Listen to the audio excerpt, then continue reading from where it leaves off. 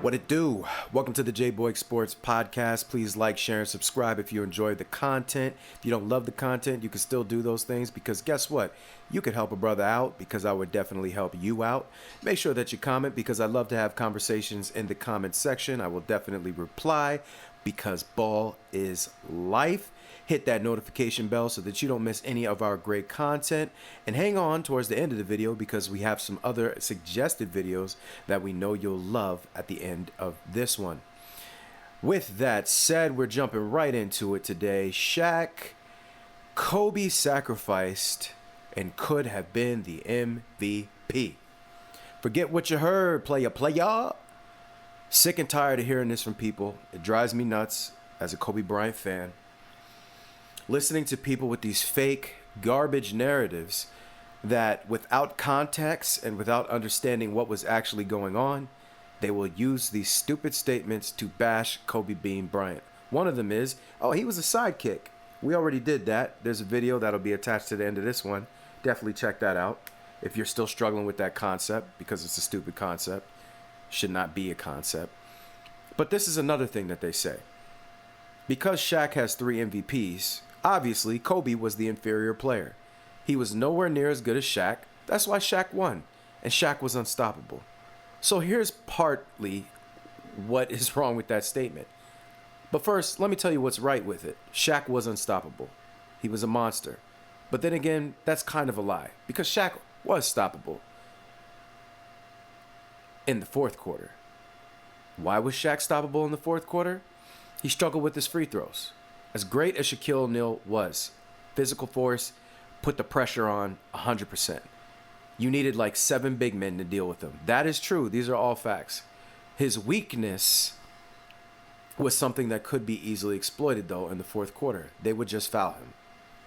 So essentially, every time he touched the ball, they just foul him. Now, I don't remember. There's a rule that you can't do it within 2 minutes. And that rule is because of Shaq. It's a Shaq rule, okay? Before that, Greg Popovich is one of the first people I saw do it with the Spurs. They just foul him.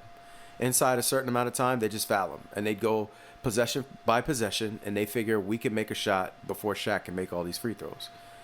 And there were times when Shaq rose above that and hit the free throws, and everybody was looking stupid and silly. But ultimately, at the end of the day, he's only going to be, what, a 50% free throw shooter? That was him on his best day. So they abused it. Insert Kobe Bean Bryant, the ultimate closer. The man that led the league in fourth quarter scoring. The man that I believe has the most points ever in overtime. All right? Ever. The man that has the most buzzer beaters in 1 year, I think. Or game winners or something like that. I know that 1 year, the championship they won, I believe he had like 7 buzzer beaters. Okay, 7. And each one of those was needed because the Lakers would have been in 7th or 8th place if they had lost those games.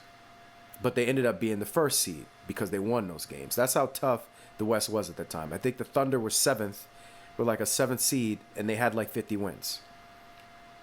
So this wasn't no cakewalk, right? Kobe was about that life. But this video specifically, we're going to talk about this MVP race. This fake Kobe wasn't good enough to be an MVP garbage, rigmarole, hogwash, malarkey. All right? I'm sick and tired of hearing it. And the way I always explained it, I said, listen, they got to give the MVP to somebody unless they want to do a duel. But if you wanted to do a dual MVP, or you really wanted to be fair about it, you would have made it Kobe and Shaq. Now, the first year, I'll admit, Shaq was a monster against the Pacers, and Kobe got hurt. Kobe had his game where he really saved them, and that was his coming out party, and people didn't realize how good he was, right? And I won't say that, actually, because in the conference finals and in those playoffs in general, he killed it. All right? He just struggled a little bit in the finals because he got hurt. Purposely, mind you, by Jalen Rose. So they use these things to say bad stuff about Kobe. But outside of that first championship, you could have gave him duel. He was just as good. But Shaq got the numbers against a bummy East most of the time, to be honest with you. No disrespect to my boy AI, but Mutombo can't guard Shaq. And then Matt Geiger and Todd McCullough and Tyrone Hill cannot guard Shaq. But in the West, where they had teams that could guard Shaq, that's where Kobe was magnificent. But when we played the teams in the East, it was easy to just ride Shaq, pause, no Diddy. So we did. But don't take my word for it. Listen to the Diesel himself. Phil was like, listen, let him do what he do in the fourth quarter. And once I made that decision, I was like, and then we was, because like first three quarters, give me the fucking ball, let me do what I'm going to do, let me get us in the penalty, and then because I'm not a great free throw shooter, fourth quarter, I'll step back and you do what you do. And we did that. And, he sacrificed. He did. Because all those finals where he helped me win the championship, I'm sure could have easily got finals MVP, but that was our plan. Big dog, you eat for the first three, and the fourth I take over. And my favorite game in Indiana was on our first championship where I fouled out, and I looked at him and was like, listen, if we lose, it's all my Shaq, you want to be a rapper, you doing movies, and you ain't concentrating on your free throws. I don't know what my percentage was, but it wasn't black Steph Curry like. So I already know losing this series is going to be my fault. I'm looking at Kobe like that. I'm like, yeah, he had an incredible 4 or 5, and then I knew then we was going to win our first championship. So him. So that's the great Shaquille O'Neal talking about Kobe Bryant, who he had a lot of respect for. And notice, and another thing real quick before we go any further than this, I'm not here to disrespect Shaquille O'Neal and his accomplishments or to take away his 3 MVP awards. That's not what this is. Shaquille O'Neal is one of my favorite players of all time. If there was no Kobe Bryant, there's a strong chance Shaq may be my favorite player of all time. I loved Shaq. I still love Shaq. I love Shaq as a person. Seeing the videos of him helping kids and paying for people's computers and just his reasoning behind why he does it, I just think Shaq is a good person, man. I don't think he's perfect. I think there's certain things about him maybe that could have been better. He's even said publicly certain things about himself, even in terms of his family. He said, I messed that up. I have a big house, and I messed up my family. I have a lot of respect and love for Shaq. So this is not to denigrate Shaq. Shaq himself is telling you straight up, I can still be great, but I need you guys to realize this. Kobe sacrificed for us to win.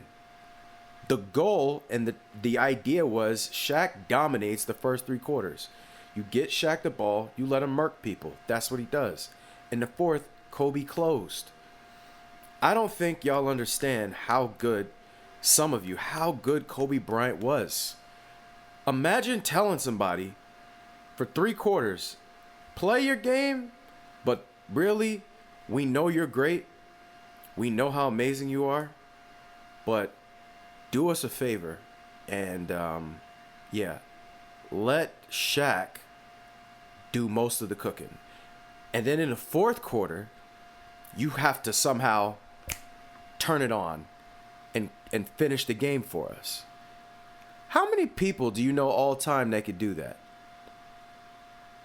Seriously, just out of nowhere, become a microwave in the fourth quarter and close the game. How many people can do that?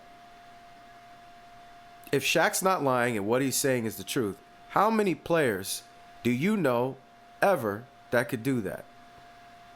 Dumb down their offense for 3 quarters and then turn it on and get disgustingly jiggy with it in the fourth. Kobe could. And remember, this wasn't the era where it was like 97 3-pointers a game.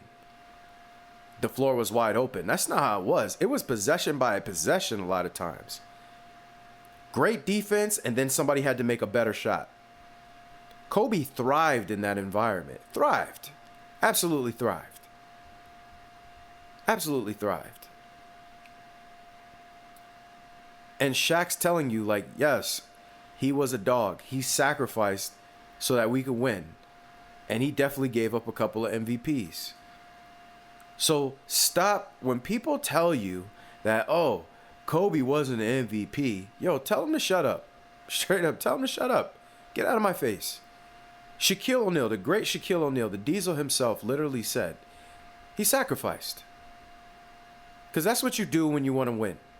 And there's another video. Again, please check out my video that Kobe was not a sidekick after this, if you haven't already seen it. Because Kobe talks about, I thought I was doing the right thing by sacrificing, but then y'all said I wasn't good. And he's like, so there was just no winning. And he's right.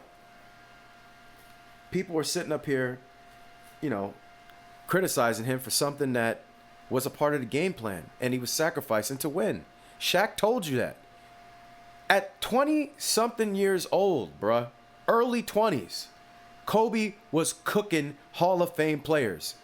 In the background of the Shaq audio, you hear him talking about playing against the Pacers.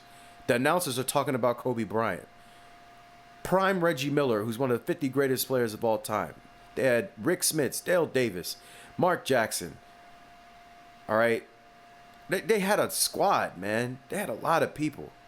Who else was on that squad? Jalen Rose. Did they have Travis Best at that time? Austin Crozier. Was it Austin Crozier? I think he was kind of nice. I mean, they had a team. That's how they made it to the finals. And the Lakers did what they did best. And you got to remember the Lakers' makeup. It was Kobe and Shaq were the hard hitters. They were the hammer drop. They were the Hulk, the Incredible Hulks of the team. Shaq was like the Incredible Hulk. Kobe was like Thor. And everybody else, love them to death. Those are my guys. D. Fish, Robert Ory, Rick Fox, Brian Shaw. I don't know if we had Ron Harper that year. I don't think we had Devin George that year. I don't remember. I'd have to go and take a look back. But those were the dogs, some of the dogs that we had. I think we even had Glenn Rice that year. I don't remember, but maybe. All of these dudes circled around Kobe Bryant and Shaquille O'Neal. They weren't averaging 18, even 15, 12, some, not even really 10. They were big shot makers, though, and they played great defense. So a lot of it fell on Kobe and Shaq. And in the backcourt, it fell on Kobe. Wasn't nobody else creating offense. They were big shot makers, but they weren't creating the offense. And the triangle in itself kind of worked to set people up and get people good looks. But it was Kobe and it was Shaq. And Kobe closed those games out. And Shaq told you straight up. And this was, in the background, that's the legendary Pacers game. Where Shaq got fouled out. He's sitting up there like, oh, here we go again. Because Shaq got swept in the finals before. He knew what it was like to lose in the finals. And he's even said, like, thoughts were creeping, doubts were creeping into my head. I was like, here we go again. But Kobe said, nah, I got this. And if you watch, and even if you take a look at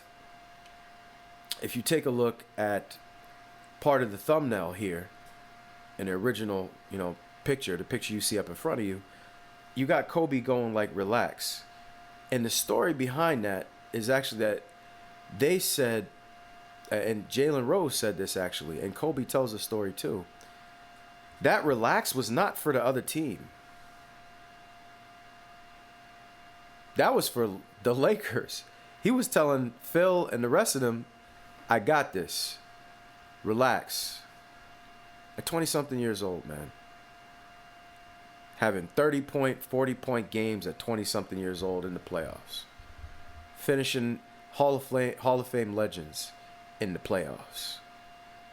And you're going to tell me that the only reason he has rings is because he rode Shaq's coattails. They called him a sidekick. I did a video on that. Wrong. And they said he couldn't be MVP because Shaq was the MVP and he was everything. Shaq was great. No denigration towards Shaq. Love Shaq. One of my favorites. But he told you right here, Kobe could have been the MVP, but he sacrificed. He sacrificed. So when we talk about these MVP awards and this guy has this many MVPs and Kobe only has 2 finals MVPs and blah, blah, blah. Listen, man, when you look at the numbers that he was putting up at the ripe, tender age of 20-something years old, there's no reason that he couldn't have been MVP. Kobe Bryant averaged more points per game in these runs with the Lakers than LeBron James did on the Miami Heat. They gave LeBron, I think, 2 MVPs on Miami. 2? And he was averaging less than Kobe? So, like, significantly less. Not a little bit, like a lot. 5 or 6 points, something like that, which is a lot. We're talking about points per game in the NBA. It's a lot. It's hard to get that extra 2-3 points. You heard me? So this video is basically, I'm trying to get rid of these stupid narratives. And for those of you that are fans of great players, and in particular, this case, a great player like Kobe Bryant, we really have to stop letting people make up these stupid false narratives that make no daggone sense. And you got to say with your chest confidently, this is why you're wrong. And I'm trying to give you the firepower and the ammo to fight back against these lies. And this is one of them. When they tell you, oh, he wasn't the MVP, he just rode Shaq. Lies. Shaq told you out of his own mouth he sacrificed for the team. Shaq laid out the blueprint for what they did. Me for 3, Kobe for 4. And if you really want to be technical about it, again, I'm not trying to denigrate Shaq. It's hardest in the fourth quarter. Very few people in NBA history, in sports history, in any sport, can play in the first quarter like they could play the fourth quarter like they did in the first quarter. Can you score with the same ease? Can you make the same plays? Very few people can do it. Kobe thrived in it. Thrived in it. Shaq told you he closed it. He was the fourth quarter guy. Don't nobody want to be the fourth quarter guy. You know how hard that is? But Kobe did. So again, the next time somebody tries to tell you some stupid stuff like he didn't have the MVPs and he wasn't no MVP, shut up. Just shut up. He was an MVP. He was capable of being an MVP, but he sacrificed for the team. Him and Shaq were the 2 best players in the world. And unlike a lot of other cowards, they didn't seek each other so that they could win. It was organic. Kobe became Kobe. Shaq went to LA because he just wanted to do movies and be Shaq. The fun-loving Shaq that we all love. And unfortunately, he ran into Kobe Bryant. Before Kobe became Kobe, Shaq was getting swept as the guy with Eddie Jones and Nick Van Exel against the Jazz. So Karl Malone was outdoing him with Greg Ostertag. Remember, I always told you, the West was harder than the East. Shaq looked like Jesus Christ in the Eastern Conference Finals, but in the West, he was getting beat by teams like the Jazz. Now, let's not act like John Stockton and K. Malone wasn't like that. But their big men were like Greg Ostertag and some other clumsy guy I don't remember anymore. They also used to have Olden Polynice. So Polynice played D. But when they say Kobe wasn't like that, Shaq didn't win no championships till Kobe came and closed those fourth quarters that you guys try to conveniently overlook. So when it comes to that, I don't want to hear no crap from people. Tell them to shut up, send them to this video, and then ask them questions. And if they're man enough to actually listen to the video, they'll realize that we're not afraid no more. We're going to tell it like it is. We're going to live in the truth. We're going to be out in the light, in the sunshine. We're not vampires that are going to hide back in the dark no more. Everything you say about Kobe being Bryant was a lie. And every single narrative, we're going to fight back, and we're going to break them down one by one by one. Kobe could have been MVP. But winning was more important to him. And he did the right thing. But he was very much, with Shaq, the best player in the world. They were the best players in the world. One was in the inside, one was on the perimeter.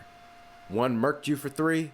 The last one, when it really, really was hard, and it was very tough, and nobody else could make anything, nobody else could get to where they wanted to get to on the court, Kobe thrived in it.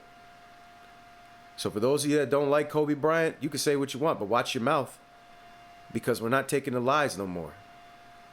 We're not going to sit here and take it. So for those of you that enjoyed this video, thank you very much for listening to it. I really appreciate you listening. I'm very appreciative for helping to grow the channel. Make sure that you like, share, and subscribe to this channel. I think there's a lot of good content that we're making, a lot of things that, false narratives, a lot of truth that we're living in and beating those false narratives. Make sure you comment. I love to have conversations with people in the comment section. I will definitely reply because ball is life. Hit that notification bell so you don't miss any of our great content. And like I said, hang on to the end of this video because because I have another excellent suggested video or two that you'll love. Definitely check out the sidekick, Kobe Was Not a Sidekick video, if you haven't checked it out already. Thank you very much for your time. I'm very appreciative.